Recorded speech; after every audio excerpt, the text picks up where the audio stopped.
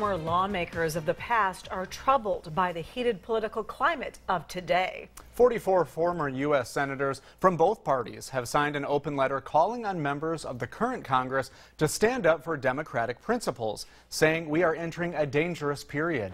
KELOLAND's Perry Groten finds out why they're sounding an alarm. Perry? Well, Brady, the signers of this letter include former Senators Tom Daschle and Larry Pressler of South Dakota, along with Tom Harkin of Iowa and David Durenberger of Minnesota. Their letter is published in the Washington Post.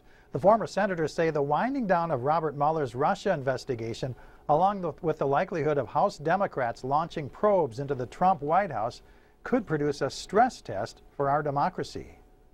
The letter sounds a dire political warning, stating that we are at an inflection point in which the foundational principles of our democracy and our national security interests are at stake. I think we're genuinely worried about the direction of the country, and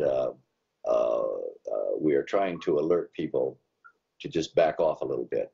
Former U.S. Senator Larry Pressler acknowledges that the letter is subject to political interpretation. Democrats may see it as a rebuke of President Trump, even though the letter doesn't mention him by name. But Pressler says congressional Democrats bent on investigating Trump are equally to blame. We think we might be approaching a constitutional crisis.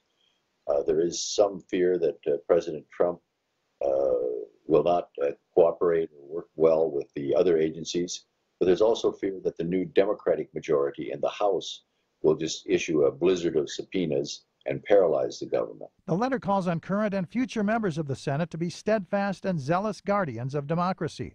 Pressler says while the letter may not carry the weight of law, it's at least a warning of what the future could hold if political partisanship replaces national interest. The investigators are running the country, not the legislators. So this letter is also, I signed it to say, hey, wait a minute, let's stop. Let's take a deep breath and